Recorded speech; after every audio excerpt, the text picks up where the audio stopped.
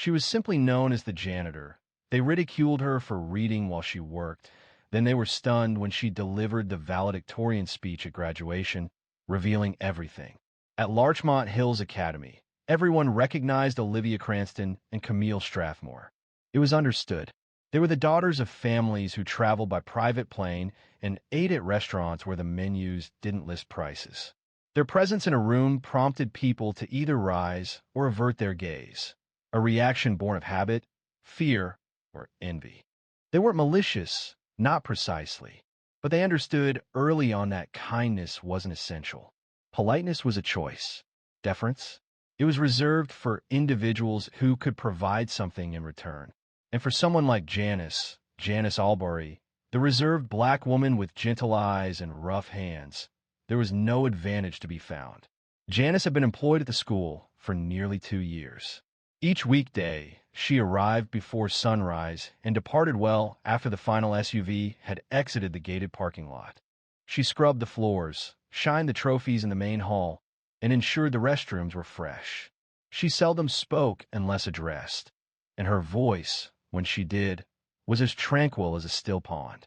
But Camille observed something one day during lunch break.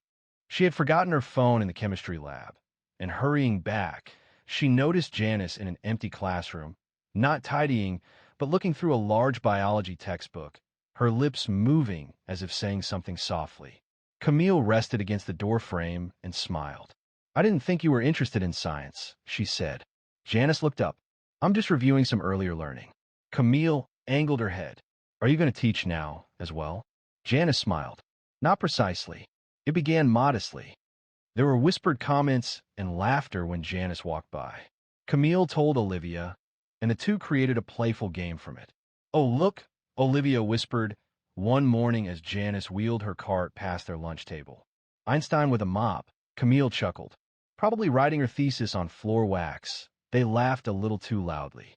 Other students overheard. Some laughed with them. Others avoided eye contact.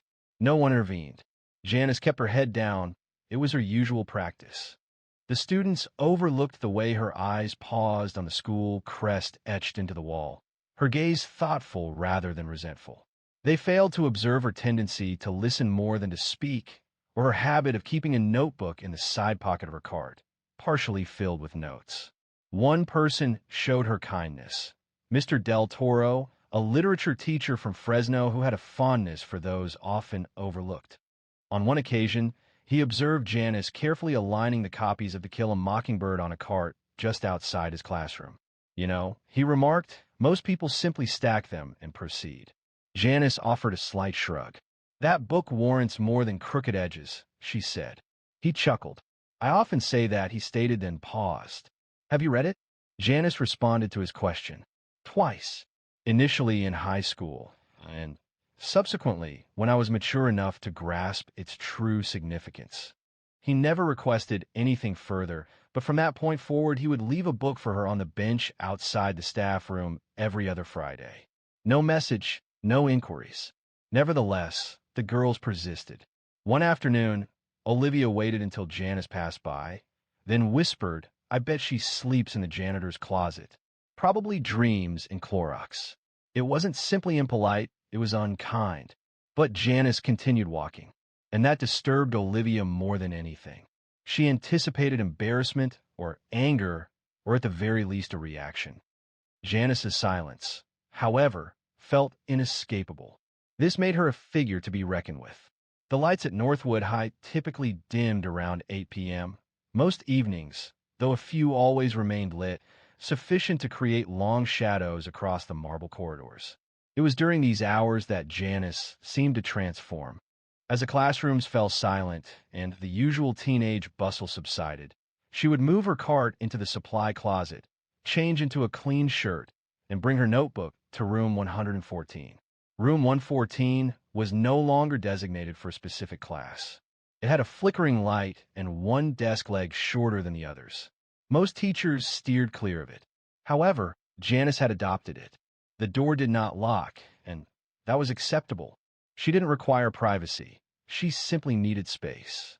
She would retrieve her laptop, a 6-year-old Dell lacking the N key, and sign into her coursework.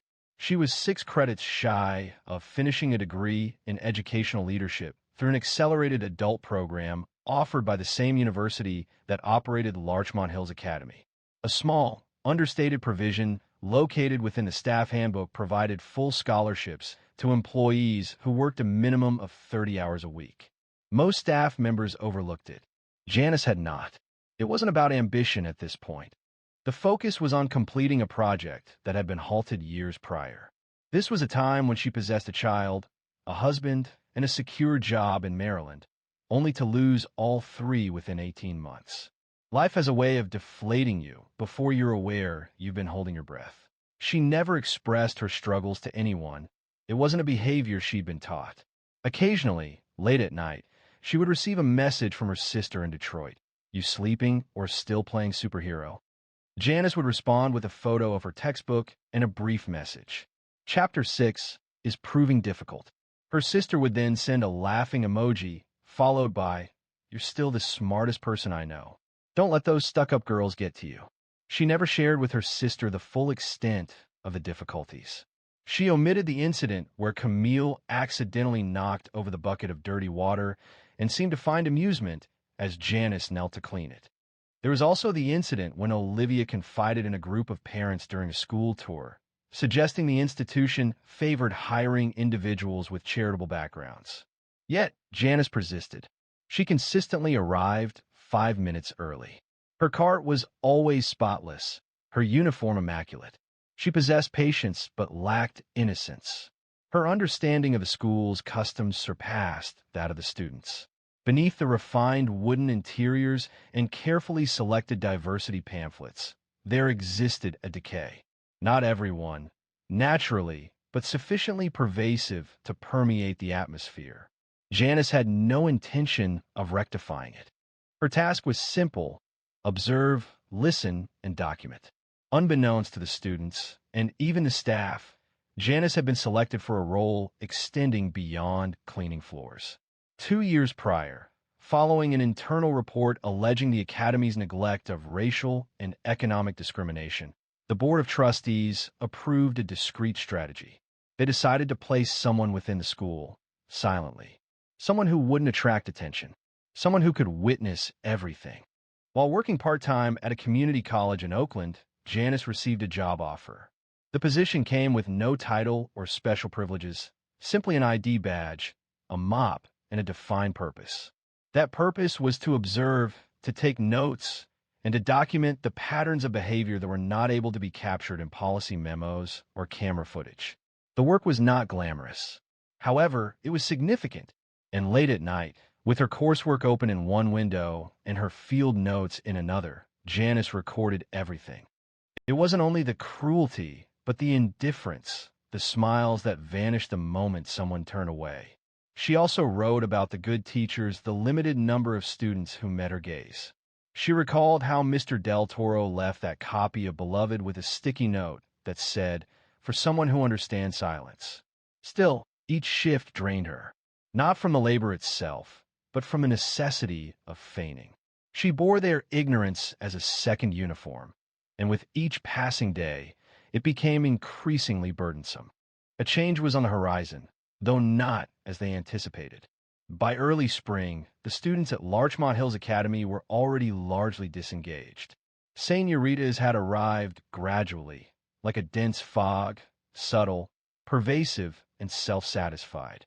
Olivia and Camille frequently spent their days in the senior lounge, examining college acceptance emails and making critical remarks about those they perceived as inferior. However, subtle comments were no longer sufficient. The initial excitement had faded. They desired a significant reaction. On a Monday morning, Camille entered the admin office and pretended to be worried.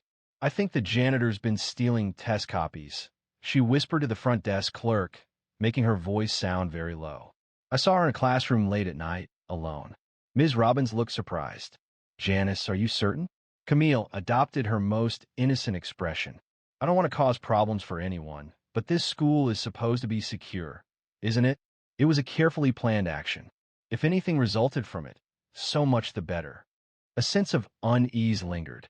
That afternoon, Janice was summoned to the operations office. The interaction was presented as a standard procedure with no direct accusations. She remained composed as the facility's manager reviewed his notes, visibly ill at ease. "We simply wanted to inquire if you've been present in unoccupied classrooms during your shift," he stated. "I clean all classrooms assigned to me." Janice responded directly. "Yes, but do you remain longer? For any purpose?" He maintained eye contact. "I complete my assigned tasks.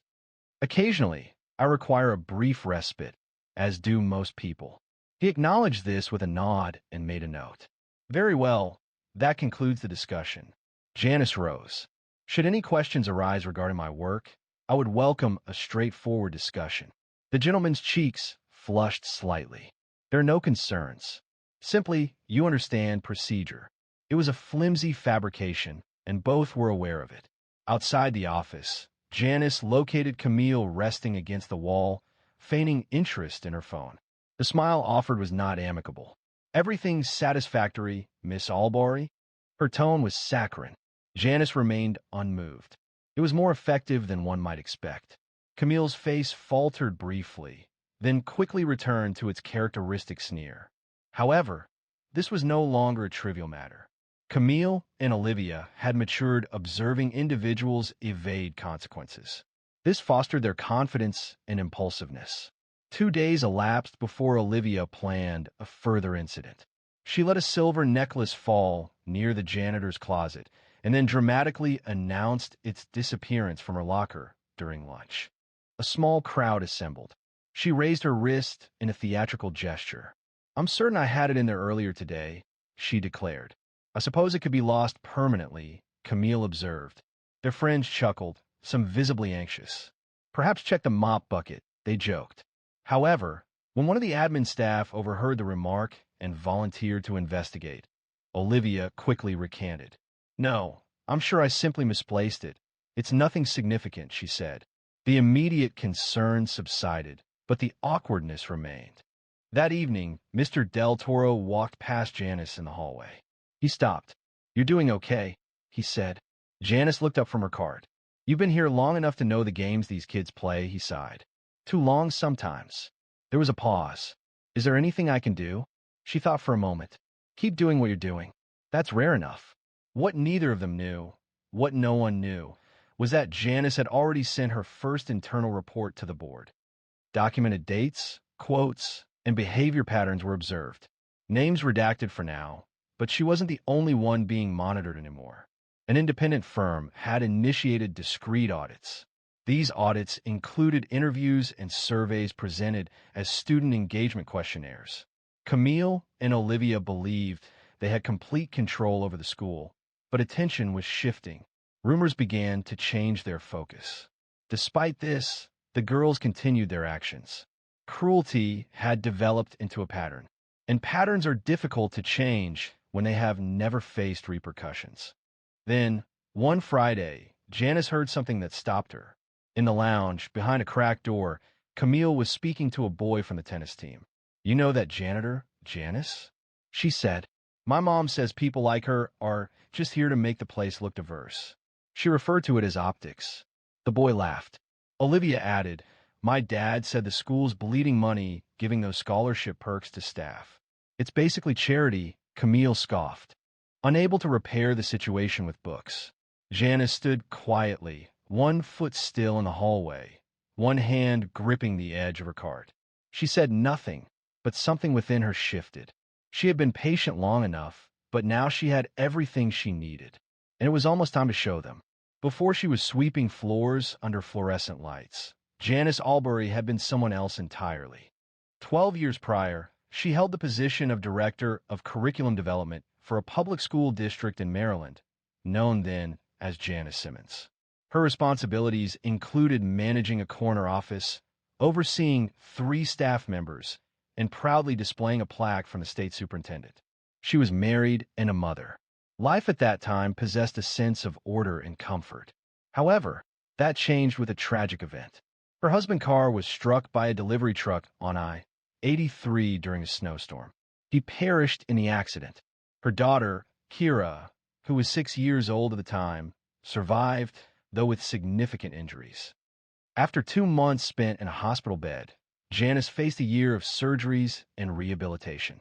While insurance covered a significant portion of the expenses, some costs remained. Janice drew upon her savings, her retirement funds, and ultimately sold their home. Following this, Kira developed pneumonia, which tragically led to her passing. Janice resigned from her job 2 weeks following the funeral. The sight of a school brought back the image of Kira's empty chair, and the sound of children's laughter in the hallways served as a painful reminder of her loss.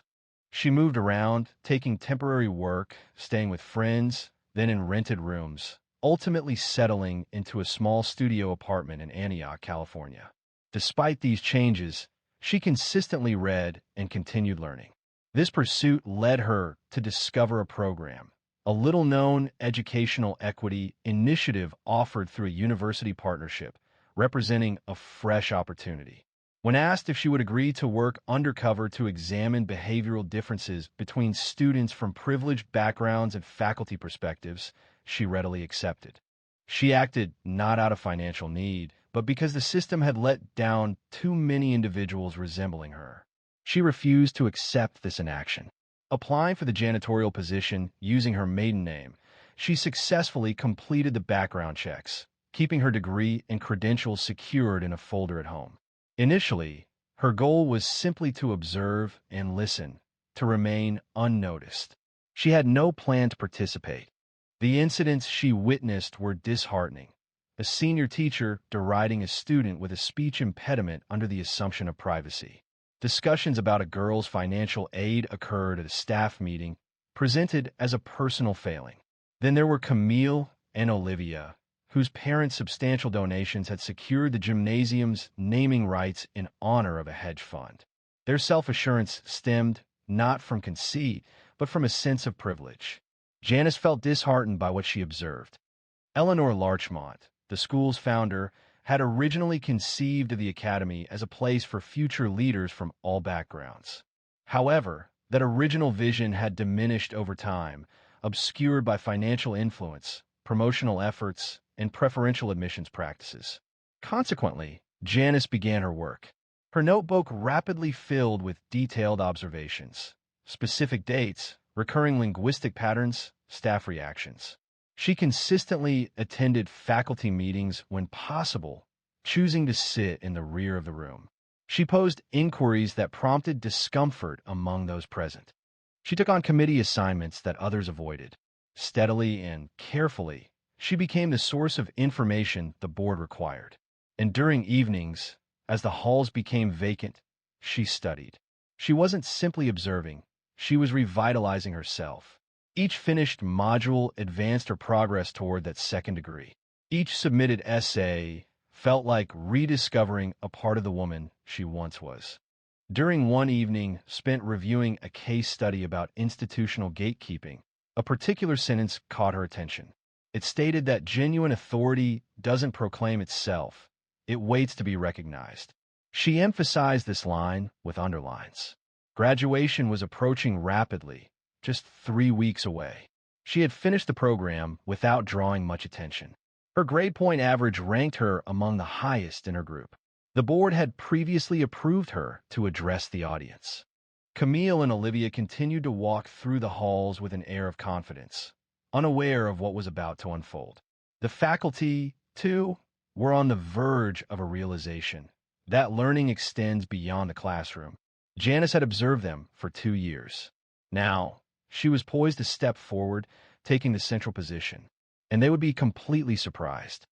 That morning, the sky above Antioch was clear, excessively bright considering the anxiety some individuals brought into the Larchmont Hills Academy Auditorium.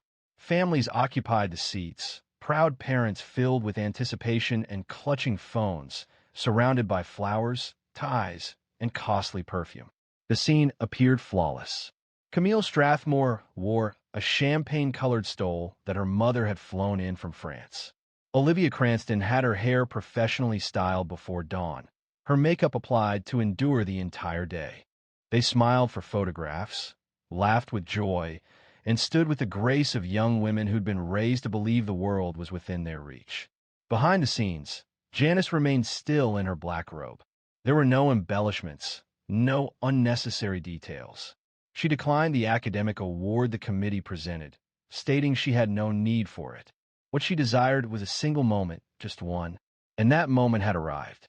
The dean, Dr. Leonard, approached her, holding a program. "Ready, Ms. Albury?" She met his gaze. She had been prepared. He offered a restrained smile and returned toward the podium. Camille and Olivia did not even look at her as they passed by in their elegant gowns. It was understandable. She was unnoticed once more, simply an element of the surroundings. The ceremony commenced as it always did. Names were announced, families applauded, and speeches were delivered. The school's jazz trio performed something gentle and unremarkable. Subsequently, Dr. Leonard approached the microphone. As we approach the end of this year's commencement, we have a particularly noteworthy announcement, one that, intentionally, has remained private until this moment. Students adjusted in their seats. Parents moved closer. Even faculty appeared puzzled. This year, the Board of Trustees authorized a confidential academic pilot program meant to enable working staff at our institution to pursue higher education with complete anonymity. The program demands both academic excellence and professional integrity of the highest order. Camille glanced at Olivia. Olivia showed a frown. Murmurs began behind them. Dr. Leonard proceeded. "We are pleased to announce that the highest academic honor this year goes not to a student you might have learned alongside, but to someone many of you overlooked." He paused, then stated distinctly, "Please welcome Janice Albury, this year's valedictorian." A stillness hung in the air. Then, with a suddenness like a glass shattering in a quiet room, the news arrived. People turned their heads, their mouths agape. Camille remained motionless, her expression rigid. Olivia blinked, then attempted a laugh, only to find herself laughing alone. Janice proceeded deliberately to the stage. Her movements were controlled, her posture upright. She avoided looking at the assembled group until she reached the podium. Then, she surveyed the audience slowly, her gaze finally fixing on Camille and Olivia. Following this, she began to speak. I arrived at this school with a mop in one hand and a question lingering in my thoughts. Her voice resonated, strong and clear, without any doubt. I found myself questioning the true nature of this institution. Beyond the official statistics, the promotional materials, and the presentations, I wanted to determine if respect was readily available here, or if it was something that needed to be gained only by those who possessed the appropriate attire, footwear, and family names. The auditorium was completely silent. I dedicated countless evenings tidying up after those who spoke negatively about me. And when they observed me reading a book or attending a classroom session after hours, they mocked. She paused. However, my focus extended beyond mere reading.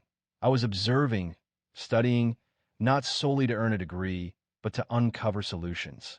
She turned slightly toward the faculty, and now I possessed them. Students surveyed the room, adjusting in their places. Olivia's expression remained inscrutable. Camille clutched her program firmly, her knuckles white. Janice lifted her chin. I stand here today, not just as your valedictorian, but as a reflection of the very things that Elmwood High claims to stand for: growth, opportunity, and truth. But she hadn't revealed everything yet, and what she said next would change the room forever. You could hear a cough from 3 rows back. A chair creaked.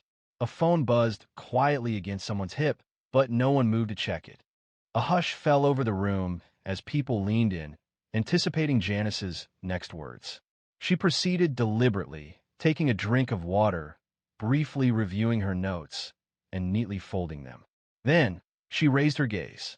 "I'm sure some of you are wondering how I came to be here," she began, gesturing to her robe and the podium. A few members of the front row, largely faculty, nodded in agreement, seemingly unaware they had done so. "My presence here wasn't solely for the purpose of earning a degree," she added. 2 years ago, the university board contacted me following concerns raised, discreetly, privately, regarding the increasing atmosphere of class division and privilege within Ashworth Academy. They requested I consider a position, but not as a faculty member, not as a consultant, as a janitor. At this, the room shifted. Janice allowed the silence to linger. My purpose was to observe. Away from executive suites and scheduled gatherings, I observed. In the corridors, the athletic facilities, the classrooms buzzing with after-hours conversations where students felt safe to speak openly, believing they were unobserved. I was attentive. A woman among the parents visibly expressed discomfort. Over a period, I noted seemingly minor incidents. Yet, these minor incidents accumulated. I saw how some students treated those they perceived as outsiders. I noticed how the lack of intervention from adults permitted that behavior to escalate, and how some of you, who should have been more informed, chose to ignore it. She looked toward the staff. Some of you were aware, and you remained silent. The words struck with force. Camille's mouth felt parched. Olivia had ceased breathing through her nose. She remained motionless, as if blinking would make her vanish. The most troubling aspect, Janice continued, is that the behavior was not concealed. It was open, commonplace, accepted, and frequently it was encouraged, amid smiles, with focus, and with widespread recognition. She paused, taking a moment. I'm not here to criticize you. I'm here to offer a reminder. Her tone became gentler. You cannot determine someone's worth based on their clothing or their profession. You cannot assess dignity through financial status or lineage. She lowered her gaze briefly, then raised her head with renewed focus. I once had a daughter. Her name was Kira. She would have been your age now. A stillness fell over the audience, similar to a chilling breeze. She passed away before she had the opportunity to wear a cap and gown. I'm not sharing this to elicit sympathy. I am sharing it because I see her in all of you. I see who she could have become. And I wonder, if she had been here, would she have been ridiculed as well? No one dared respond. Perhaps not. However, what I know for certain is that if you depart here today believing the world will defer to your name, you have already failed. She paused again. Education is not merely about books and tests. Remember how you handle the individual you believe you'll never require assistance from, because life possesses a peculiar tendency to shift unexpectedly. Subsequently, the final setback occurred. I have delivered my conclusive report to the board. My assessment has led to a restructuring of the scholarship program, emphasizing integrity and contribution rather than legacy. A comprehensive audit of disciplinary cases spanning the last 5 years will be conducted, and students involved in harassment, encompassing verbal and social forms, will be subject to formal reviews. A subtle vibration resonated from the rear. Several parents murmured amongst themselves, their voices becoming more audible. Janice moved back a little. This isn't retribution, it's accountability. She fixed her attention on Camille, then Olivia, who had lowered her gaze to the floor. And accountability is not swayed by the wealth of your father. However, that wasn't the finality of the matter, as repercussions would follow even after the applause subsided. The ceremony concluded with noticeably diminished enthusiasm compared to its start. Some students applauded, while others seemed unsure how to react. A small number of families, appearing uneasy, left the room before the conclusion. However, Janice maintained her composure, smiling as she returned to her place. It wasn't the back row where she previously observed, but rather near the front, alongside board members and professors who now regarded her with a noticeable change, respect. Camille did not speak as she departed the auditorium. Her father was already waiting close to the car, his expression stern, avoiding her gaze. Olivia's mother, arms crossed, stood by the valley in stunned silence. There were no congratulations, no flowers, just silence. Inside, a small crowd had gathered around Janice. Teachers who had previously offered only a polite greeting were now shaking her hand. Mr. Del Toro remained at a respectful distance, waiting for an opportune moment. You didn't simply speak, he stated when they eventually talked. You transformed the entire atmosphere. Janice looked at him and smiled softly. The air had needed changing. Upon the lawn, several of the younger students expressed their awe. A girl wearing a red dress confided to her friend, "I wasn't aware she attended school," to which her friend responded, I didn't know she could articulate herself so eloquently. A sense of belated recognition began to spread, an acknowledgement of what had been missed, what had been consciously disregarded. That evening, Janice was in her apartment, with a plastic container of leftover chicken salad and the commencement program placed on the table next to her. Her phone buzzed. It was an email from the board's director. The subject line read, "Thank you." The message stated, "Your final report is being reviewed. Policy meetings begin next week. Your courage will shape the future of this school." She set the phone down and exhaled. It wasn't relief, it wasn't pride, but a quiet, grounded sense of purpose. The kind that didn't require applause or accolades. Meanwhile, news about the graduation speech spread quickly. A video shared online by a teacher's assistant was already spreading among parents and alumni. The title was straightforward: Janitor or Genius, Larchmont's Graduation Shocker. Regarding Camille and Olivia, Camille was required to attend a disciplinary review. Her parents were obligated to participate. A scheduled summer internship at her father's firm was discreetly canceled. It was rumored that she would be asked to fulfill community service hours before receiving her diploma. Olivia's parents initially resisted, indicating they would pursue legal action and requesting apologies. However, upon the school sharing portions of Janice's records, containing witness statements and documented incidents, they ceased their objections. Olivia was permitted to graduate, although her honors were removed. Both girls remained silent regarding the matter, but those familiar with them observed a change. The teasing ended, and the hushed conversations also stopped.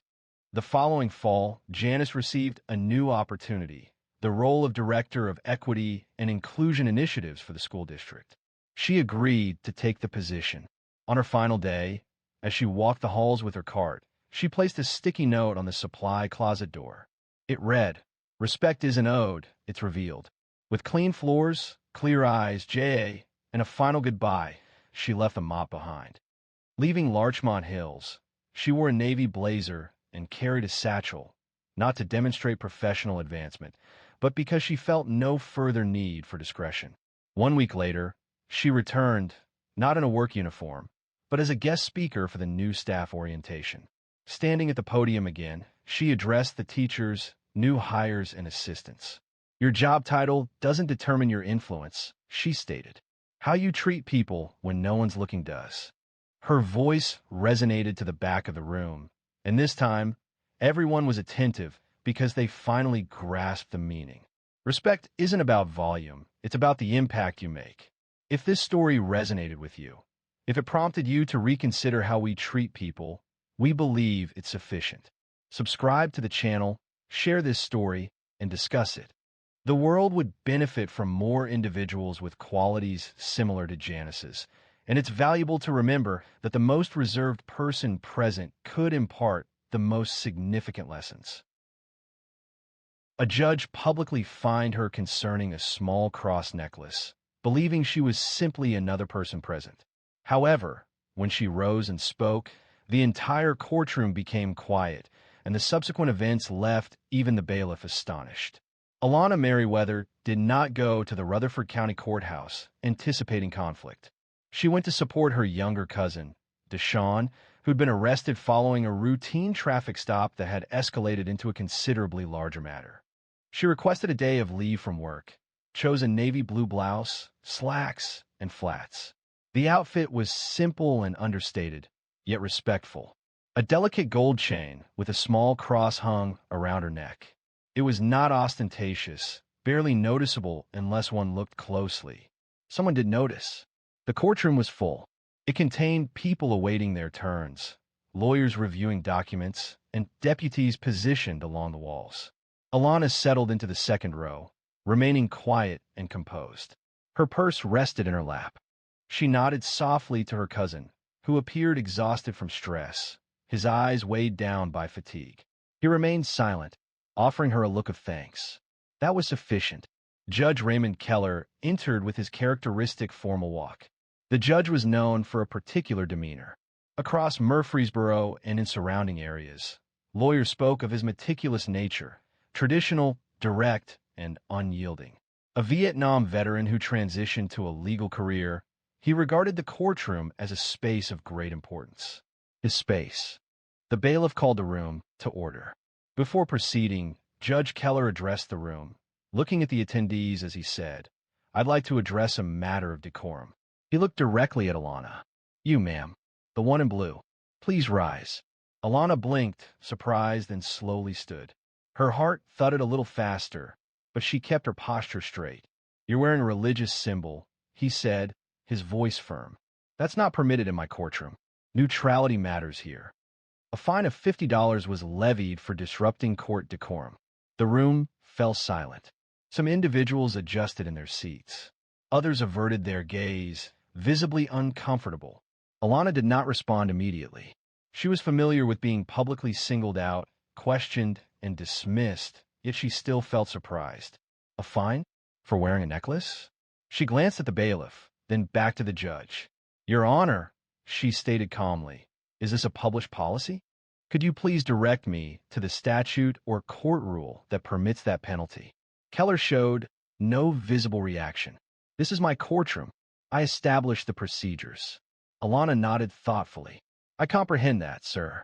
However, are those procedures documented anywhere?" He fixed his gaze on her for a brief moment. "You may pay the fine at the clerk's desk, or you may depart." She detected a quiet intake of breath from someone seated behind her. Alana remained still. She did not speak louder. She did not engage in debate. She merely inclined her head slightly and stated, "I am not leaving." A gentleman in the front row, an older man wearing a tan suit, lifted his eyebrow. His gaze moved from her to Judge Keller and back again.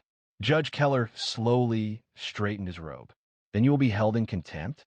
The bailiff subtly changed his stance. The prosecutor set aside his file.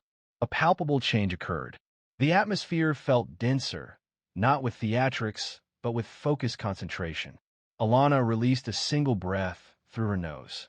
"I'm here to support my cousin, Deshaun Grissom. The charges are being formally presented today, and he requested my presence. I'm not intending to cause any disturbance, Your Honor. However, I contend that this fine is not only unjust, but potentially unlawful." Judge Keller moved forward a little. "Did you question my jurisdiction?" Her expression remained unchanged. "I am requesting an explanation of the policy and its legal basis."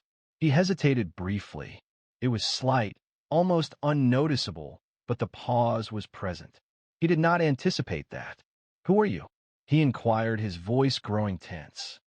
"My name is Alana Meriwether," she replied, "and I'm a constitutional attorney licensed in 3 states, including Tennessee." The courtroom cracked open. You could almost feel the collective intake of breath. Someone whispered under their breath, "Damn." She continued, measured and composed, "I graduated from Harvard Law School in 2010. I've worked for the Southern Center for Human Rights, and I currently serve as senior counsel at a nonprofit based in Memphis. I am present as a family member, but I understand the law, and I am aware of my rights." Keller relaxed back in his chair. For the first time, he appeared uneasy, not angry, simply unsteady. She could have smiled. She refrained. The ensuing silence was palpable. The judge began to speak, but stopped, instead rearranging the papers on his desk. However, the judge was unaware of who he was addressing. Alana did not grow up with wealth. She was raised in Jackson, Mississippi, in a faded brick duplex off of Robinson Road. Denise, her mother, held overnight shifts at the Willow Creek nursing home, and her father left when she was 8. Resources were scarce, but a set of principles guided them. Speak with clarity. Avoid minimizing your worth. Assert yourself when injustice occurs, but maintain composure and a dignified demeanor. By the age of 16, Alana had studied the Constitution from beginning to end on 2 separate occasions. She sought to comprehend the disparate treatment experienced by individuals like herself in courtrooms, offices, stores, and even churches. Her motivation wasn't anger, but rather a genuine curiosity. There was also a deeper element at play, a quiet determination. People consistently underestimated her, not only due to her brown skin or her choice to wear her hair natural, but also in subtle ways, like overlooking her in meetings. She remembered the way older male attorneys would address her as young lady, within rooms filled with men experiencing thinning hair and fragile egos. She quickly understood that possessing brilliance was insufficient. There were times when it needed to be carried quietly, allowing them to believe they were more astute, until they unwittingly stepped into a carefully constructed plan. When Alana was accepted into Harvard Law, it felt less like a joyous occasion and more like a validation. She had previously informed her high school counselor that her aspiration was to become a civil rights attorney. A genuine laugh escaped her. Then, she cautioned that law school presented fierce competition and wasn't necessarily a viable option. Alana remained silent. She simply intensified her studies. While attending Harvard, she wasn't boisterous. She found no need to be. She consistently occupied the front row of each constitutional law class, rapidly taking notes and posing questions that caused professors to pause. People began to observe her, yet still regarded her as unusual. This perception never felt satisfactory to her. After graduating, she declined 2 offers from large firms seeking impactful work. She spent several years in Alabama, defending minors within the legal system. Then, she moved to Memphis to join a nonprofit dedicated to combating housing discrimination. While she didn't gain widespread recognition, her work secured people's release from jail and kept families in their homes, transforming lives. Throughout this, she consistently wore her small gold cross, a deeply personal symbol. The brooch had been her grandmother's, accompanied by a handwritten note. It read, "Wear this when you need to be reminded you're not alone." Her grandmother never removed it. Not once. Not even in court. Therefore, when Judge Keller singled her out, calling her out as if she were a disruptive teenager in detention, it didn't unsettle her. It evoked memories of the instances she's experienced being looked at and not truly seen. They never anticipated her. They anticipated the boisterous one, the angry one. There was someone poised to lash out or leave abruptly. Instead, they experienced something else entirely, a demonstration of precision, control, and strength through composure. This wasn't unprecedented. In 2017, within a courtroom in Little Rock, she observed a public defender struggle during a bail hearing. The judge seemed disengaged.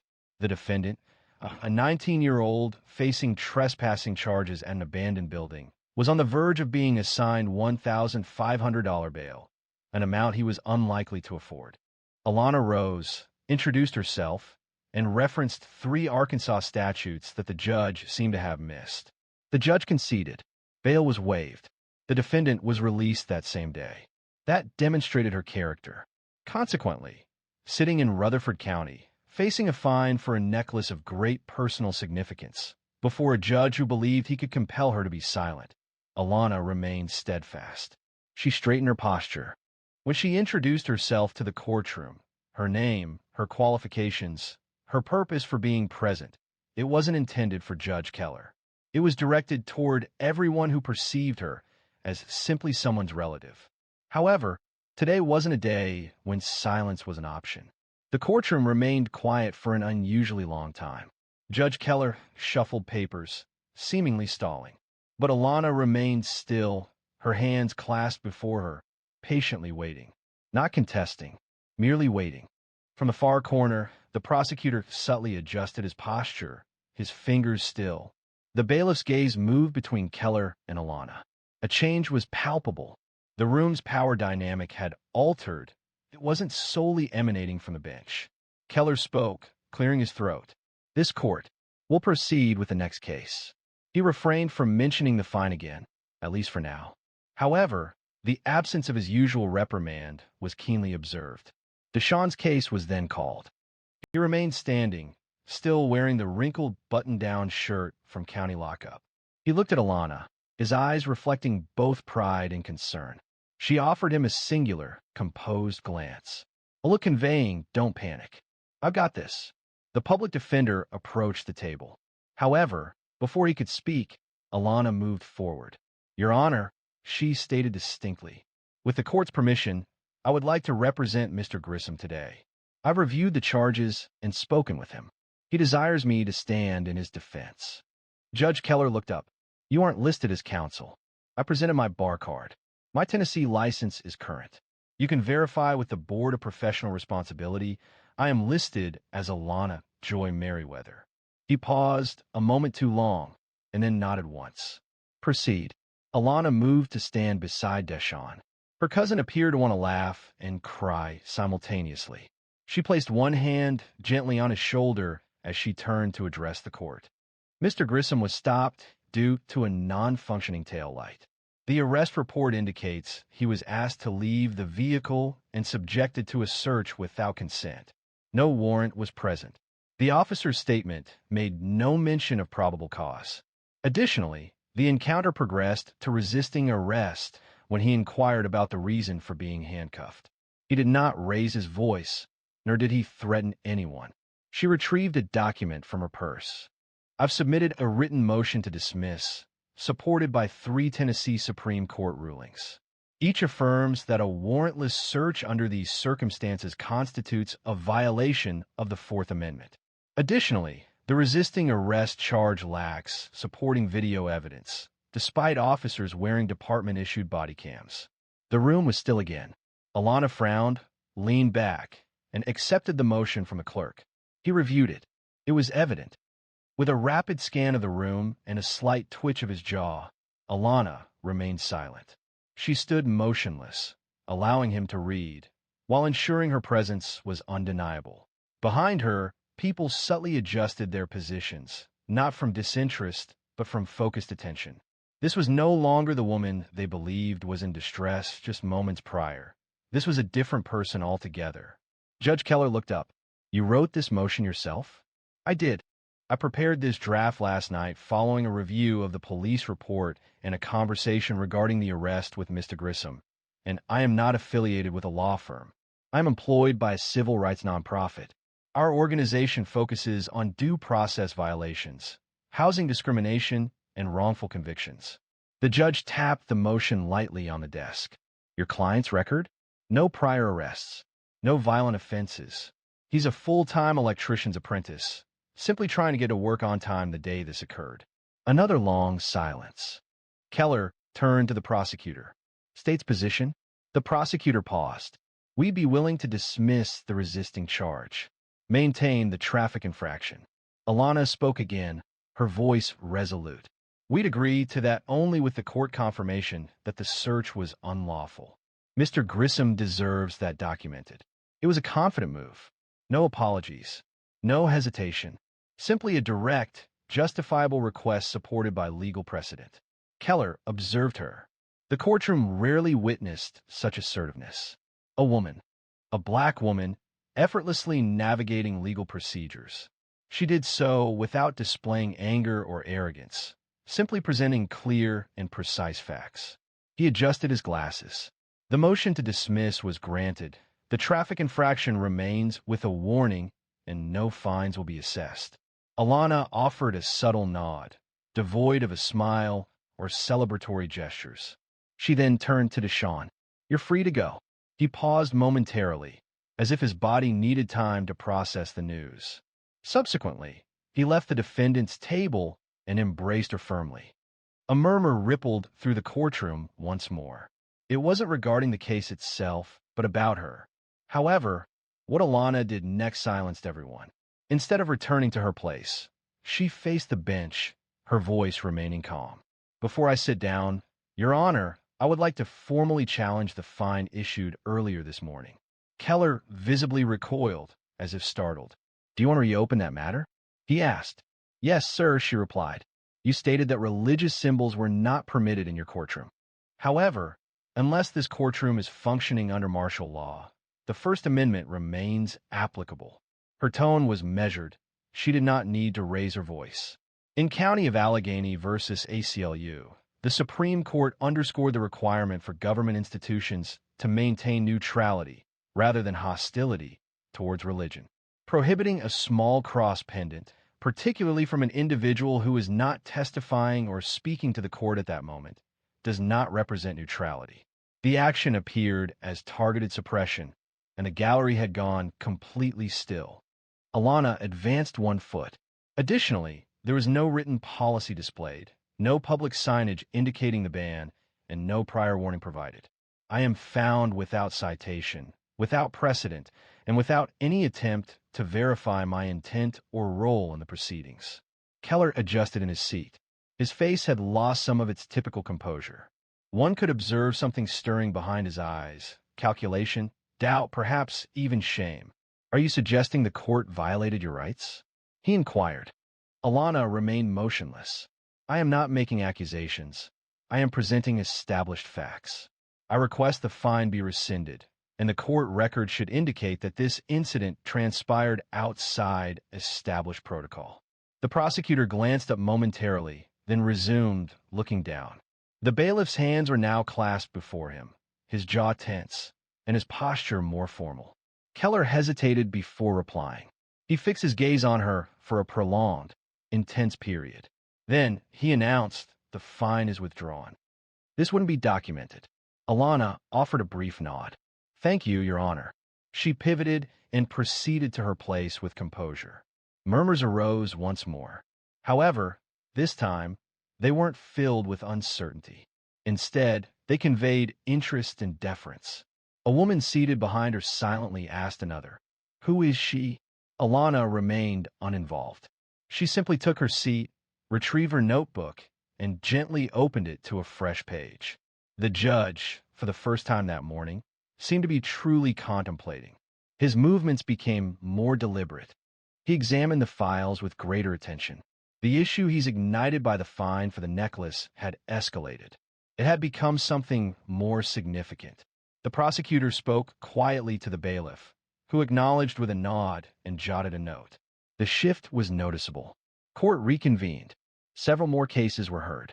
However, the usual flow was disrupted. The observers were no longer focused on the legal charges. Their gazes repeatedly returned to Alana Merriweather, the woman who had corrected a judge without raising her voice. 30 minutes elapsed. Then, unexpectedly, Judge Keller called for a brief recess. He rose and exited through the side door silently. Alana remained seated. The bailiff approached her slowly. "Mom," he said, softer than previously, "may I pose a question to you?" She turned her head slightly. "Of course. Did you anticipate that occurring? Regarding the fine? Concerning everything?" Alana emitted the slightest laugh through her nose. "No, I was unaware of that, but I wasn't willing to ignore it." The bailiff touched the back of his neck. "I've been here for 8 years," he said. "Never seen him back down like that." "He's not a bad man," she said softly. "But power without accountability is dangerous," he agreed.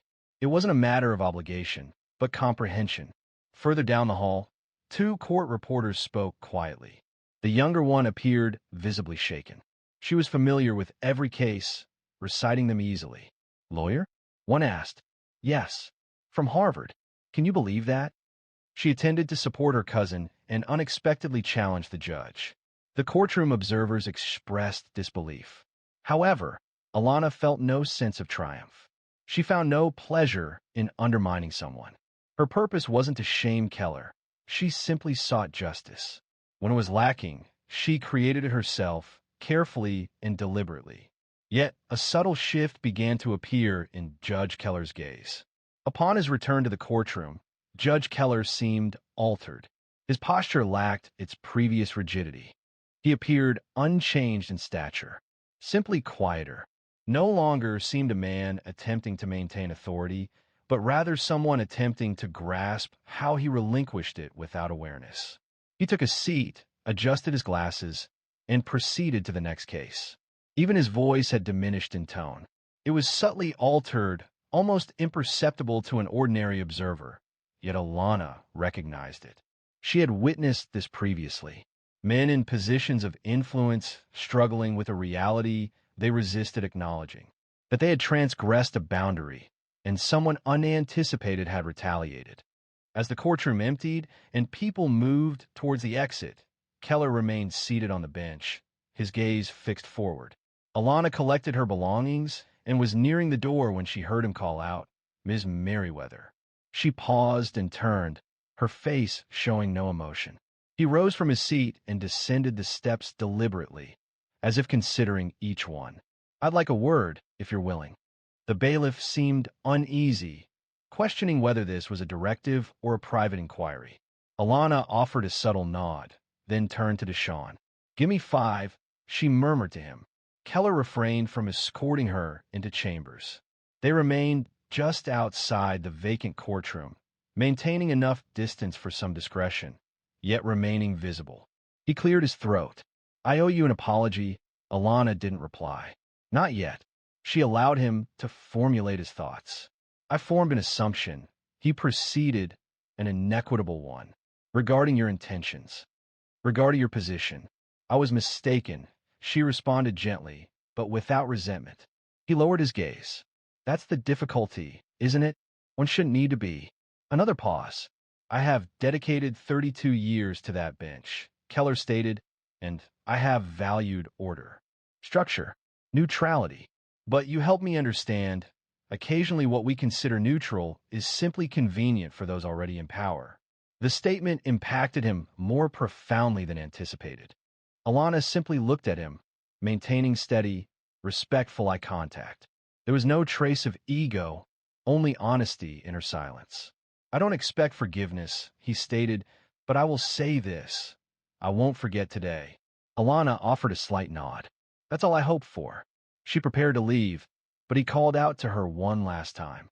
"If you're ever back in Murfreesboro, I'd be honored to hear you argue again." That element genuinely surprised her. "I hope not to need to," she replied, a hint of a smile playing on her lips. They both understood the unspoken meaning behind her words. The sun had risen higher, and the heat was intense. Deshawn stood near the sidewalk, looking at his phone. He brightened when he saw her. "What is that?" he asked, astonished. Alana shrugged, retrieving her keys from her purse. "Just a small civics lesson." "Seriously, you confronted a judge in his home." She gave him a look. "Don't make it sound heroic. I didn't go there to fight. I want to hear what he had to say." When someone attempts to diminish your importance for reasons related to your identity, you face a choice: remain silent or voice your perspective. Deshawn leaned against her car, nodding slowly. "I swear, if I didn't know you better, I'd say you rehearsed that," I remarked. She laughed. "I didn't, but maybe I should start writing it down." At that moment, a local reporter from the Murfreesboro News Journal approached, holding a voice recorder and a notebook. "Ms. Merriweather?" Alana turned. "I observed what unfolded. Our readers would likely appreciate hearing your perspective. Would you consider an interview?" She looked at Deshawn, then returned her gaze to the reporter. "Let me consider that." The reporter offered her a card and stepped back. "You prompted considerable thought today. Such occurrences are infrequent in court." As I walked toward the car, Deshawn remarked, "They will discuss this, you know." Alana shrugged again. "Let them." However, what transpired outside the courtroom held equal significance. As Alana and Deshawn arrived at his apartment complex on the west side of Murfreesboro, his phone was constantly buzzing. Calls, texts, and even direct messages flooded in. A cousin in Chattanooga had already learned the news. A friend from high school had sent a screenshot of a local news blog displaying the headline: "Attorney silently dismantles courtroom bias. Judge withdraws fine, dismisses case." Deshawn looked at her, his eyes wide. "It's already on the internet." Alana offered a small smile. "I mentioned to you, people discuss events, particularly when expectations aren't met." She did not seek recognition. Not currently. Not in the past. However, there were occasions when being noticed wasn't a decision. It was a consequence of acting correctly when the option of remaining unnoticed wasn't available. Afterward that evening, she was at her kitchen table, drinking tea, the small cross necklace still on her collarbone. Her inbox contained numerous messages, some from familiar people, others from unknown individuals. Several legal blogs had already published summaries. A user on Twitter had shared a clip from the live stream, adding the caption, "This is how you correct injustice," without ever raising your voice. However, Alana wasn't paying attention to any of that. She was considering a statement from Judge Keller.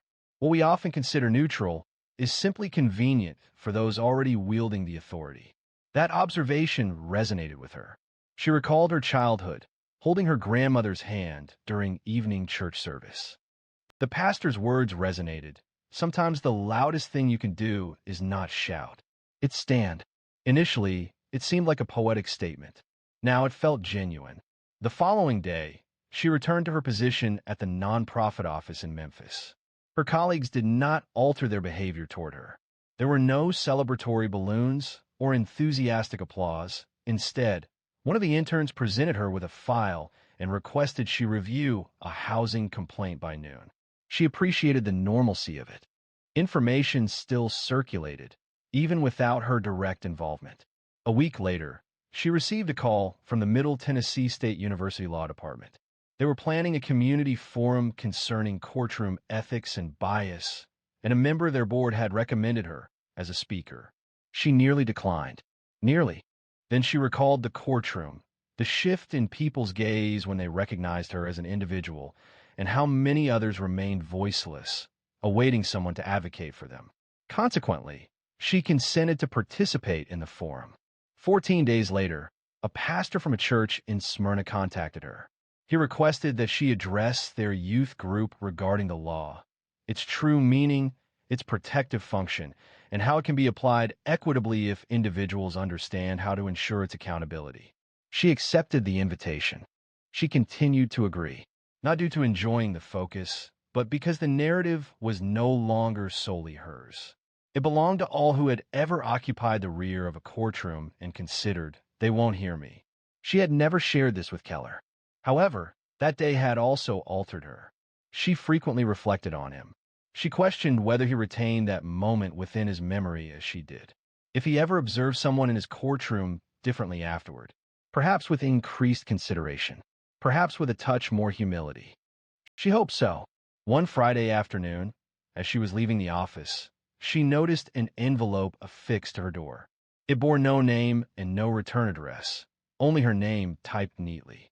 Inside was a brief note that read, "Ms. Merriweather, I've revised the courtroom conduct guidelines. Religious attire or symbols, unless disruptive, will no longer be penalized." That was all. There was no apology. No signature appeared beyond the initials. Yet it was sufficient. She folded the note and placed it within her grandmother's Bible.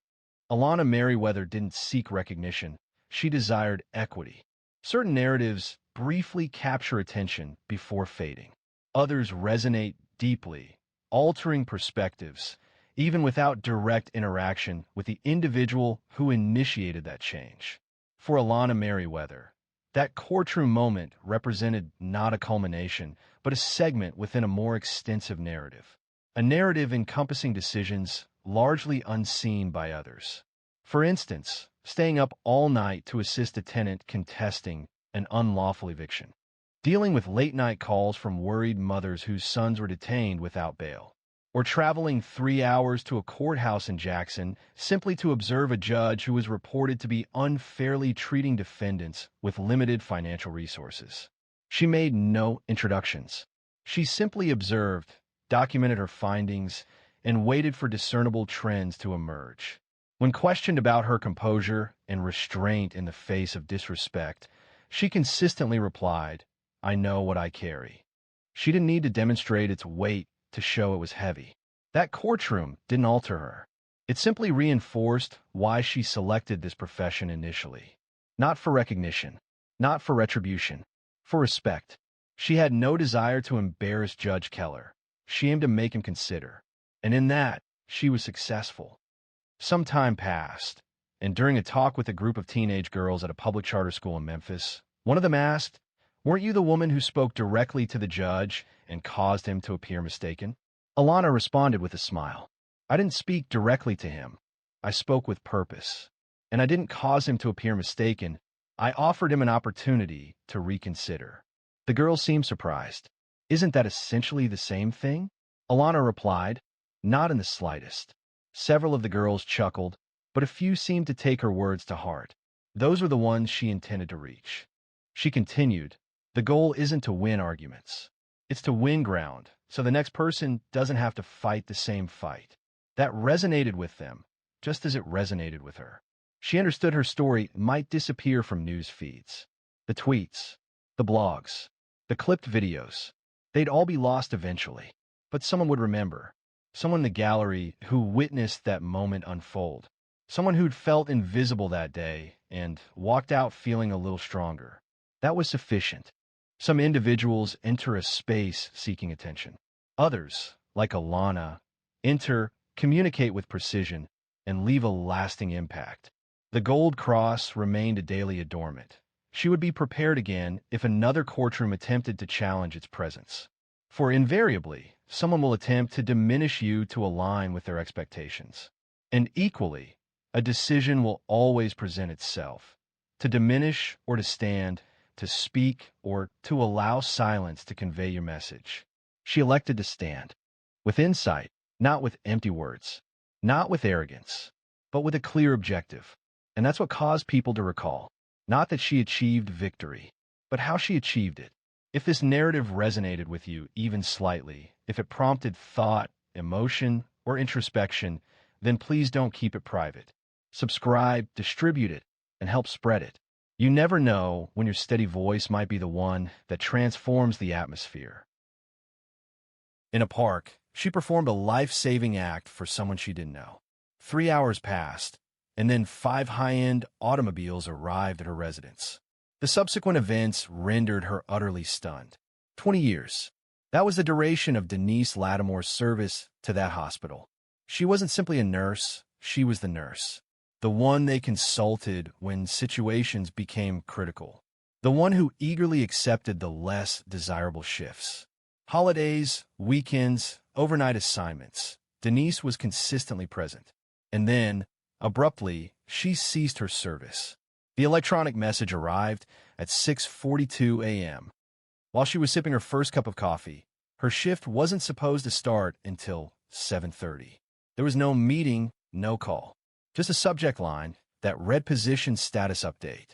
She clicked it and read, "We regret to inform you that due to internal restructuring, your position has been terminated effective immediately. Your final paycheck will be deposited by the end of the week. We thank you for your years of service." That was it. No signature, no explanation. Denise watched the screen, anticipating additional information. A follow-up, a phone number. Anything, nothing. She blinked, shut the laptop, and remained still. Her daughter, Mecca, was still asleep upstairs. The last thing Denise desired was for her to awaken and observe her mother falling apart before 7 a.m. Denise placed the coffee mug in the sink and stood for a full minute with her hands braced on the counter. She didn't cry. Not yet.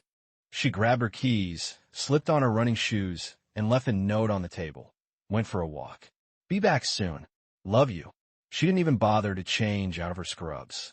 She walked out the door and headed for Avondale Park, one of the oldest in Birmingham. It was quiet this time of morning. Just a few regulars walking their dogs, a jogger here and there.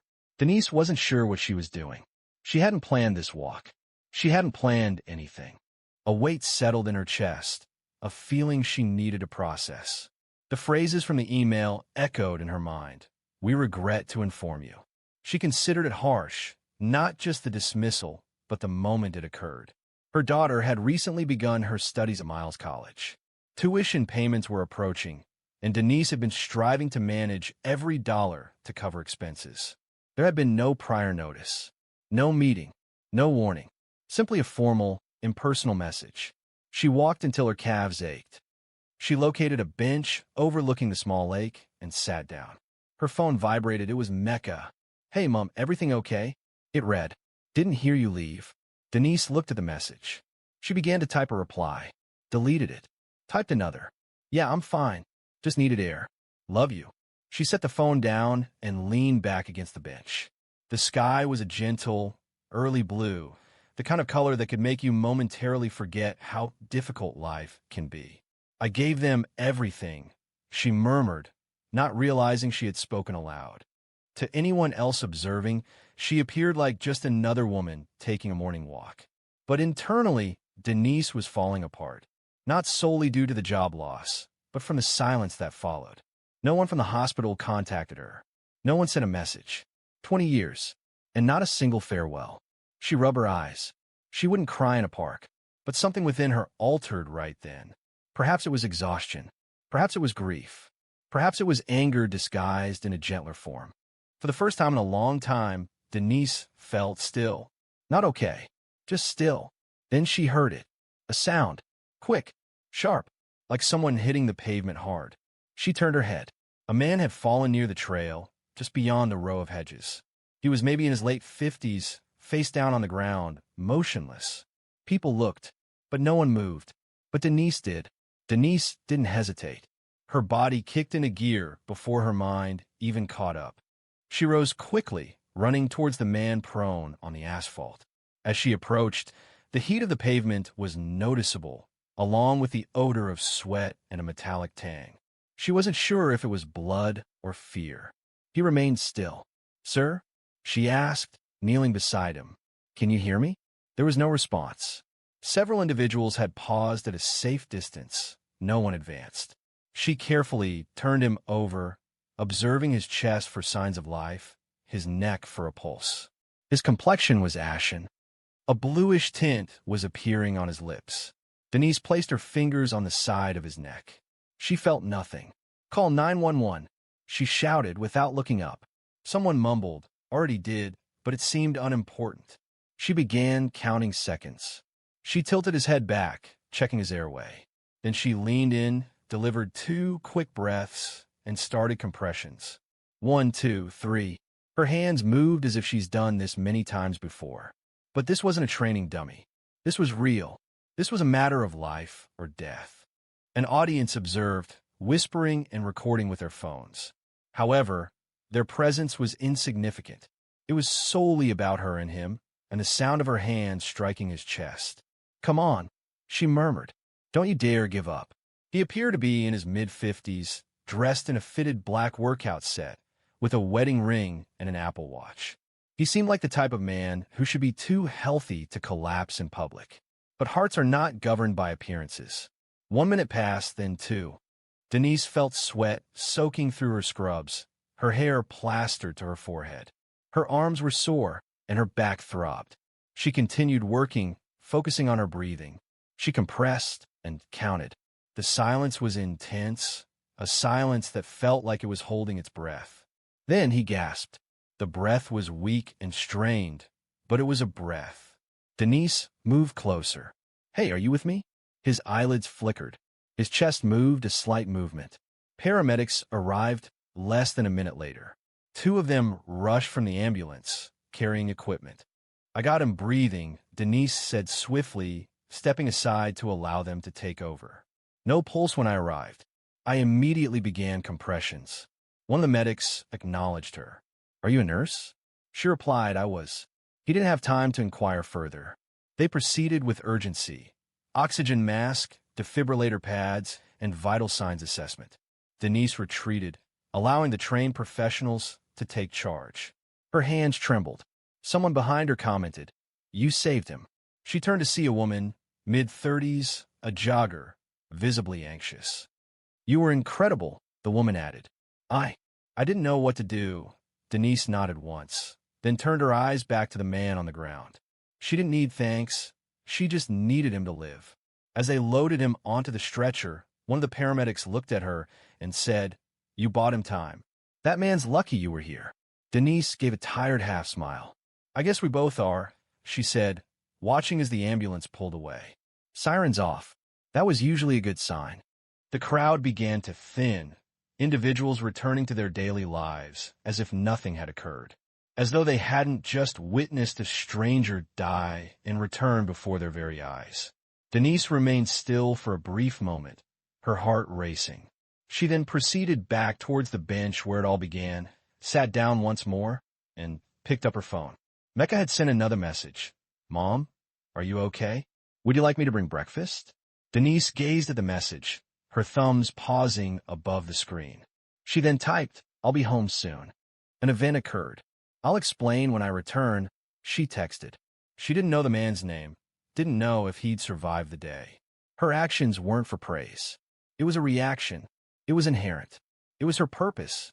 Although her professional role had shifted, her identity remained unchanged. But the world had a peculiar habit of returning when you least anticipated it. Denise didn't realize how quickly that return would happen. 3 hours later, Denise was back home. Mud clung to her shoes, a souvenir from the park, and she was still wearing her scrubs.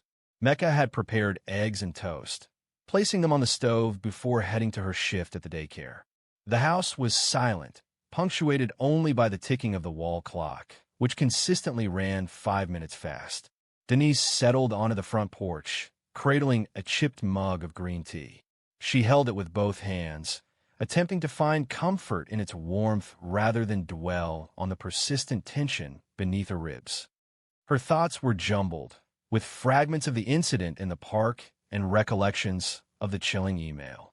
She couldn't erase the image of his face, the initial stillness of his chest. She remembered the moment she felt a return of life under her hands. She had witnessed people flatline previously, but this felt deeply personal. She took a deliberate sip, then she registered the sound. Engines, several of them.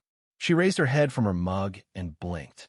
5 luxury vehicles approached her street, following one another.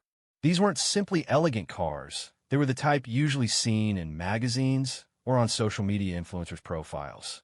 Among them was a Lucid Air, a Mercedes Maybach, a matte black Escalade reflecting the afternoon light, a Rolls-Royce Ghost, and trailing behind, a sleek Aston Martin that emitted a distinct, almost living sound. The vehicles decelerated and halted directly in front of her house. A peculiar sensation arose within her, not fear precisely, but a more profound feeling, a quiet prompting. This concerns the events that followed. The entrance of the Lucid opened. A man emerged, tall, wearing a sharp suit, untied, charcoal gray with a black shirt beneath. He was clean-shaven, silver highlighting his temples, his face bearing a tranquil expression as if possessing an eternity. It required a moment for recognition, but when he spoke, her breath halted. "Ms. Lattimore," she rose deliberately. He advanced, his walk fluid and assured, yet unpretentious. "I believe you saved my life earlier today," he stated. At the park, Denise peered, trying to recognize him. Appearing calm, without any signs of distress, with his complexion restored and his eyes bright, he seemed almost transformed. But it was indeed him. You collapsed," she observed. "I did," he confirmed with a slight nod. "And I understand I wouldn't have recovered if it weren't for your assistance," she commented, setting down her mug. "How did you locate me?" He responded with a gentle, almost regretful smile. "A person with my resources usually has people managing specifics, but let's just say I was highly driven." She felt her throat tighten. "I didn't do it for any reason." "I know," he said swiftly. "That's precisely why I'm here." A younger woman, likely in her mid-30s, emerged from behind him, stepping out of the Escalade with a thick envelope and a small tablet. She remained silent, simply waiting. "My name's Roland Greaves," the man stated. "I have several companies, primarily in logistics and software. It's not a flashy business, but I've achieved success. Earlier today, I was approximately 30 seconds from not experiencing another sunrise." Denise adjusted her posture, her jaw moving. She wasn't certain of the direction this conversation would take, but it felt significant. "I want to speak with you," Roland stated. "Just 5 minutes. I'm not here to offer you a product or create a disturbance, but I have a debt I'm unsure how to resolve." She hesitated, remaining uncertain. She then said softly, "You're welcome to sit if you wish." He nodded once. "Thank you." They proceeded together to the porch. She observed the cars passing by. No one else emerged from the vehicles. As he settled into a chair, Roland surveyed the surroundings. "Pleasant place. It has a lived-in feel." "That's right," she replied. "Mecca's room is the one with the damaged blind." She explained that she had broken it while trying to chase away a wasp. He smiled. "Sounds like a spirited individual." "Is she?" A brief pause occurred. He then turned to her. "May I ask you a personal question?" She nodded. "Why didn't you wait for another person to assist?" Denise inhaled deeply. "Because if it were me, I would have hoped someone wouldn't wait." He observed his gaze downwards. He nodded slowly. Then, he looked in her eyes once more. I needed to hear that, but Roland hadn't come solely to thank her. He'd come with a proposition, one that would assess the extent of her trust in the kindness of strangers. Denise leaned back in her chair, her arms crossed over her chest. "So," she said, maintaining a level tone, "what precisely is this concerning?" Roland moved closer, his elbows gently on his knees. You gave me 12 minutes of your time, and in those 12 minutes, you didn't pause. You didn't inquire who I was or what I might provide. You simply defended me. Denise remained silent. She wasn't swayed by words. She's heard numerous eloquent presentations at hospital fundraisers and board meetings. This felt distinct, but she still didn't understand his direction. I established a company from nothing, he stated. It began in a garage in Baton Rouge. My first product was shipped from a rented storage unit. I navigated through losses, lawsuits, and everything in between. Now I have 500 employees and the ability to set my own guidelines. He paused. But despite all of that, I've never encountered someone helping me without expecting something in return. Not since my mother. That sort of generosity. It alters your viewpoint. Denise observed him intently. So, what exactly are you proposing, Mr. Greaves? I'm not seeking assistance. He raised a hand. Nor am I. I'm not attempting to provide a rescue. I'm aiming to make an investment. She frowned slightly. I researched your background. He continued. After my assistant located the incident report, I requested your employment history. Hope you aren't upset. Denise gave a humorless laugh. I'm accustomed to people investigating my affairs. This week has been filled with new experiences. Roland smiled. You were the most sought-after nurse in your department. There were notes from patients in the files about you. One woman mentioned that you were the reason she was able to get out of bed following her surgery. She also threw a shoe at me when I instructed her to perform her breathing exercises. He laughed. Nevertheless, she recalled you fondly. Then he retrieved something from his pocket. It was small, square, and black. He sat on the arm of her chair. A key fob. What is that? She inquired, looking at it but not touching it. It's for one of the cars parked outside, he said. The Lucid. Brand new. It's yours if you'd like it. Denise paused, studying it. Are you serious? She asked. As a second heart attack. He replied, only partially teasing. She didn't take the key. Why me? She questioned. I don't know many people like you, he stated plainly, and I've been thinking lately. I want to surround myself with people who move toward the problem, not away from it. People who act without needing a reason. He looked at her, his expression gentling. So I'd like to offer you a job. Denise blinked. He continued, I'm launching a new initiative. A wellness foundation linked to our company, focused on underserved communities, free clinics, training programs, and mental health outreach. Needs assistance. Funding is available, but we lack the personnel to establish it. We require someone with your expertise to help build it. Someone who understands the system's complexities and knows what individuals truly need. He paused. You would be director of clinical programs, responsible for setting the strategic direction and building your own team. The compensation is excellent, with full benefits. And you would have the autonomy to shape the foundation. She stared at him, speechless. Alternatively, he suggested softly, you're allowed to decline. I will still provide the vehicle. I will still express my gratitude. However, if you accept, I believe we have the potential to create something substantial. A pause settled between them, but it lacked tension. At length, Denise inquired, what would motivate you to entrust such a significant duty to someone you have only just met? Roland remained composed, stating, because occasionally, the instance in which someone rescues your life reveals that they are the individual you were meant to have known from the beginning. Denise found herself at a loss for words. She glanced at the key fob once more. Then, she looked at him. You'll give me time to think, take as long as you want. Just know this. I didn't come here to reward you. I came because I think the world needs more people like you making decisions that matter. But as soon as Roland left, Denise's heart remained unsettled. If anything, it pounded faster. Because accepting meant stepping into something she wasn't sure she could manage. And that scared her more than losing a job ever did. That night, Denise remained restless. She sat on the bed's edge in the dimness, the faint light from the hallway offering little illumination. Her fingers followed the contours of the advanced key fob still on her nightstand, and used since Roland departed. It seemed overly substantial, overly swift, too remarkable to be genuine. She had experienced disappointment previously, not solely connected to the hospital. Years earlier, Mecca's father had pledged them security, only to disappear as debts accumulated. Denise understood from a young age to be wary of smiles, even those that appeared gentle. However, this opportunity felt different. It wasn't charity, it was a chance, one she hadn't anticipated. Needing a moment to herself, she put on a hoodie, placed the key fob in her pocket, and went outside. The Lucid remained, parked silently beneath the streetlight, its design distinct, its paint rich and flawless like midnight. She opened the driver's side door, anticipating an alarm. There was none. The vehicle greeted her as if familiar with her. Within, the cabin remained still and quiet, the dashboard illuminated with a gentle hum. She refrained from starting the engine. Instead, she simply sat, her palms resting on the steering wheel, inhaling a scent reminiscent of fresh leather and potential. She didn't register Mecca until the passenger door opened. "Okay, Mom," her daughter stated, entering the car.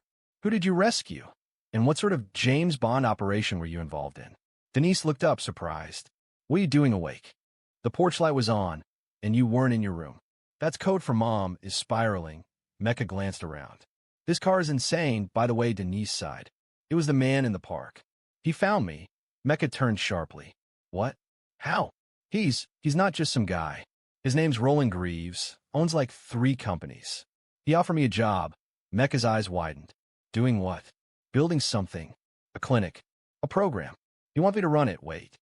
He once met you, almost lost his life, and now wants you to lead his company's health division?" "That's the summary." Mecca reclined in the seat. "And you're presently in the car he provided. Because you haven't decided yet. I don't want to accept something I didn't earn." "Mom," Mecca said, looking at her, "you save his life. You deserve the air in this car." Denise remained quiet. "Look," Mecca continued, "I understand. You're apprehensive. This feels like an opportunity that's almost unbelievable. You always said, fear doesn't get to run the show. You told me that the night before my first recital. That was different." "No, it wasn't." Mecca's voice softened. "This might be the first time in your life someone sees your worth openly. Not after 10 years. Not when they're desperate. But right now. And you're hesitating because you're used to fighting for scraps." Denise turned to look at her. "You think I should take it?" "I think. Do not allow fear to guide your decision." They remained silent for a while longer. The following morning, Denise drove the Lucid. She drove slowly, not far, just a few miles down to a nearby diner, where she and Mecca used to eat breakfast when Mecca was little. She needed a place to think without feeling confined.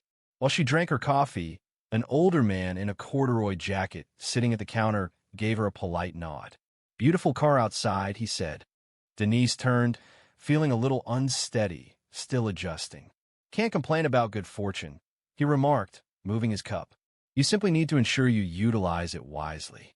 But Denise understood that blessings invariably carried a cost, and the subsequent action would necessitate her abandoning everything she believed about herself, to evolve into someone else. Assuming she possessed the bravery, Denise remained in her kitchen, her arms crossed, observing the document Roland's assistant had provided. It detailed the job description and compensation package. The title, Director of Clinical Programs, still felt unfamiliar, like something that belonged to someone else. The numbers on the salary line alone made her chest tighten. She'd always been modest, made her way on steady, honest work. Never dreamed of 6 figures, certainly not with benefits and a personal driver listed in the perks. It felt unreal, uncomfortable even, but not because it wasn't real, because part of her believed she didn't deserve it. Denise answered the phone, not to contact Roland, but to reach out to someone else, a name she hadn't spoken in years. "Hi, is this Bernardine Willis?" A moment of silence. Then a recognizable voice responded, "Yes, who is calling?" It was Denise. Denise Lattimore. They had worked together at Jefferson Medical when they were both assigned to the night shift. Another pause, then a surprised laugh. "Girl, are you kidding me? Denise? From 2A? I thought you disappeared. I was let go this week." The line was silent for a moment. "And you? You were excellent." "That's what I believed as well." Denise outlined the situation concisely. The collapse. The man. The offer. Bernardine expressed quiet disbelief. "And you're contacting me because?" Because I harbor doubts, and because I fear I might not be adequate. Bernardine responded immediately. Denise, the hospital never appreciated your value. We all recognize that. You mentored half those new employees while they rewarded positions to individuals who couldn't recall the crash cart protocols. Denise laughed once. I recall, when someone recognizes your value and offers you the opportunity to influence things, embrace it. Denise felt a warmth behind her eyes. And what if it fails? She inquired. Then you'll leave with your head held high, as you always have. But don't decline because you believe you'll be out of place. You're not. More than most. That night, Denise didn't pace the floor. She didn't overthink. She retrieved the contract, reviewed it completely, and then signed. The following morning, Roland contacted her. I allowed you a few days, he stated. You weren't required to have them, Denise responded. My decision is made. A pause followed on his end, then a drawn-out breath. Are you certain? I am certain. She continued. However, I require one thing from you. Anything. She clarified. I don't want to be a token hire. I don't want you to showcase me as your feel-good project. If I am joining, I'm coming to work. I will build the team. I will call the shots. Roland's voice became serious. That's precisely why I wanted you, he said. And with a chuckle, he added, I'm not addressing you as sir. Deal, he concluded. A meeting was scheduled for Monday. He would have his legal team finalize onboarding procedures.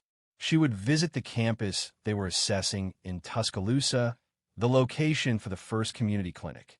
After she ended the call, Denise paused in the kitchen, her bare feet on the tile floor, as sunlight streamed through the blinds. She had just made what felt like the biggest decision of her life. It wasn't born of necessity, but of deliberate choice. Mecca appeared at the head of the stairs, still in pajamas, rubbing her eyes. You're up early, she observed. I have work to do. Her daughter addressed her. Did you take it? Mecca replied, I did. Mecca smiled. I'm proud of you, Mom, she said. I'm proud of me too. However, Denise understood that this wasn't the conclusion. It marked the start of a life she never imagined achieving. And she was now entering it, not as someone pleading for a place, but as someone asserting her right to it. When Denise first passed through the double glass doors of the building in Tuscaloosa, the feeling wasn't one of intrusion. It felt like returning to a familiar place. The building wasn't elaborate, not yet. The flooring was concrete, the walls unadorned, and wires still protruded from the ceiling, but she envisioned it clearly. She saw the intake desk positioned to the right, a children's play area directly opposite, consultation rooms extending along the rear hallway, a location where care would not be a luxury. It would be commonplace. Roland entered, carrying rolled-up blueprints beneath one arm and a coffee in the other. He gave it to her silently. She smiled and accepted it. Day one, he stated. More like step one, she responded. During the subsequent weeks, Denise began her work. She sought out not only former colleagues, but also individuals who had been overlooked, underutilized, and undervalued. This included nurses, aides, translators, and even a former janitor who desired to learn administrative tasks. Denise possessed the ability to nurture potential, training those with the willingness to learn. Her focus wasn't constructing a clinic, it was cultivating a culture. Each morning, she drove the same car, a gift from Lucid Greaves, not to display it, but to recall the origins of her work. It was a reminder of that pivotal moment in the park, hands placed on a stranger's chest, desperately hoping to detect a heartbeat. After 6 months, the clinic quietly opened its doors, without fanfare or publicity, simply relying on patience. A woman accompanied by her 2 children, who had not received medical care in 3 years. A man with uncontrolled diabetes, a teenager seeking assistance with anxiety. Denise welcomed each individual as if they were old friends. There were no barriers of paperwork or procedure, just compassionate care. One afternoon, while she was revising intake protocols at her desk, her receptionist softly knocked on the open door and announced, "There's someone here requesting to see you." Without a name given, Denise entered the lobby and paused, visibly surprised. He was the man from the park. Roland had visited, sure, but this wasn't him. This was the man she'd knelt beside, whose chest she compressed until life returned. dressed in a simple navy sweater and jeans, with a quiet smile that conveyed something deeper than words. "I never thanked you properly," he said. "You did more than enough." He walked over slowly, pulled something from his pocket. A small, flat velvet box. Denise shook her head. "If that's jewelry, I swear I'll toss it right back." He laughed. "No, it's not jewelry." She opened the box. Inside was a bronze medallion, etched with an emblem she didn't recognize. "It's from my mother's side," he said. "Passed down 3 generations. My grandmother gave it to my mom when she became the first black woman in her district to run a public health clinic." Denise's fingers closed gently around it. "I think she'd have wanted you to have it." She swallowed hard. "I'm not family." "You're exactly what family looks like," he said softly. "At least the kind that saves lives." Later that night, Denise sat on her porch again. Not with tea, with silence. The good kind. The kind that lets you breathe. The street was quiet. No more engines. No more questions. Just peace. Mecca stepped out, leaned on the railing beside her. "Long day?" she asked. "Best kind," Denise said. They sat together, watching the sky turn purple over the rooftops. After a long pause, Mecca said, "It's funny." "What is?" "How you save a life, and somehow it ended up saving yours too." Denise didn't reply. She didn't need to, because she understood now. Some moments fundamentally alter everything. Not because they're dramatic or widely known, but because they reveal your true character when you are alone. And when you act from love, without any expectation of reward, sometimes life responds in an unexpected way. Should you find yourself in a situation where your efforts feel unseen and your work goes unrecognized, please recall this. Gratitude may not always be expressed openly, but it remains. And when it does reappear, it can be more significant than you could have foreseen. If this story resonated with you, please share it with someone who could benefit from hearing it. And if you haven't already, please subscribe. We have more stories similar to this that demonstrate the profound impact of a single positive decision.